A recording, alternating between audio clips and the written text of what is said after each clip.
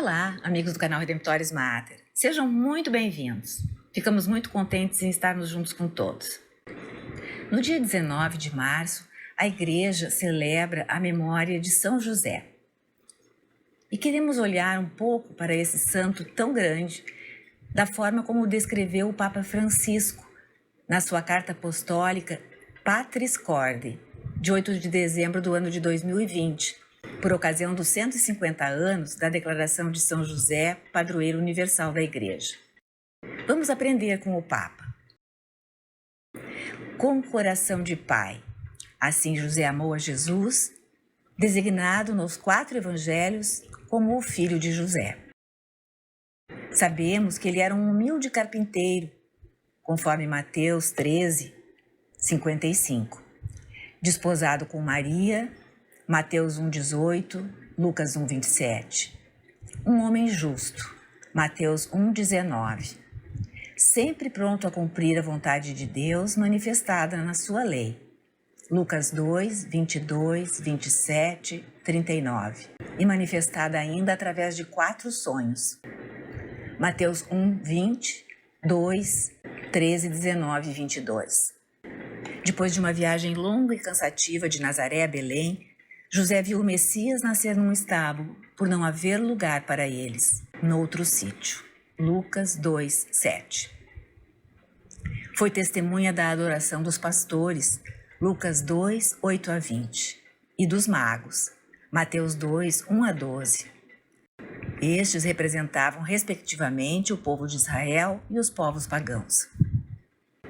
40 dias depois do nascimento, no templo, ofereceu o menino ao Senhor e ouviu a profecia que Simeão fez a respeito de Jesus e de Maria. Lucas 2, 22 a 35. Para defender Jesus de Herodes, residiu como estrangeiro no Egito. Mateus 2, 13 a 18. Regressando à pátria, viveu no recôndito da pequena e ignorada cidade de Nazaré, na Galiléia. Durante uma peregrinação a Jerusalém, José e Maria perderam Jesus aos 12 anos do menino e, angustiados, o procuraram por 3 dias, encontrando-o no templo, discutindo com os doutores da lei. Lucas 2, 41 a 50. Depois de Maria, a mãe de Deus, nenhum santo ocupa tanto espaço no magistério pontifício como José, seu esposo. O beato Pio IX declarou-o padroeiro da Igreja Católica. O venerável Pio XII apresentou-o como padroeiro dos operários. E São João Paulo II como o guardião do Redentor. O povo invoca-o como o padroeiro da Boa Morte. De fato, todas as pessoas podem encontrar em São José o homem que passa despercebido, o homem da presença cotidiana discreta e escondida, um intercessor, um amparo e um guia nos momentos de dificuldade. A grandeza de São José consiste no fato de ter sido o esposo de Maria e o pai de Jesus, colocando-se inteiramente ao serviço do plano de salvação de Deus. Por seu papel na história da salvação, São José é um pai que foi sempre amado pelo povo cristão, como prova o fato de terem sido dedicadas a ele numerosas igrejas por todo o mundo, e ainda o fato de muitos institutos religiosos, confrarias e grupos eclesiais se terem inspirado na sua espiritualidade e adotado o seu nome. Muitos santos e santas foram seus devotos apaixonados, entre os quais se conta Teresa de Ávila, que o adotou como advogado e intercessor, recomendando-se instantemente a São José e recebendo todas as graças que lhe pedia. Animada por essa própria experiência, a santa persuadia os outros a serem igualmente devotos a ele. Em todo o manual de orações há sempre alguma oração a São José. São-lhe dirigidas invocações especiais todas as quartas-feiras e de forma particular durante o mês de março inteiro, tradicionalmente dedicado a ele. Enquanto descendente de Davi, Mateus 1, 16 e 20, de cuja raiz deveria nascer Jesus, segundo a promessa feita ao rei pelo profeta Natã, segundo o livro de Samuel 7, e como esposo de Maria de Nazaré, São José constitui a dobradiça que une o Antigo e o Novo Testamento. Dia após dia, José via Jesus crescer em sabedoria, em estatura e em graça diante de Deus e dos homens. Lucas 2, 52. Como o Senhor fez com Israel, Assim José ensinou Jesus a andar, segurando-o pela mão. Era para Jesus como o pai que levanta o filho contra o seu rosto, inclinando-se para ele a fim de lhe dar de comer. Oséias 11, 3 e 4. Jesus viu a ternura de Deus em José. Como um pai se compadece do filho, assim o Senhor se compadece dos que o temem. Salmo 103, verso 13. A vontade de Deus, a sua história e o seu projeto passam também através da angústia de José. Ele nos ensina que ter fé em Deus inclui acreditar que Deus pode intervir, inclusive através dos nossos medos, das nossas fragilidades, da nossa fraqueza.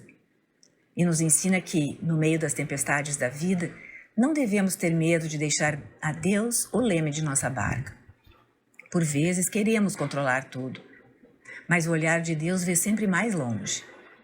Em todas as circunstâncias da sua vida, José soube pronunciar o seu fiat, o seu sim, como Maria fez na Anunciação e José viria fazer no Getsêmani.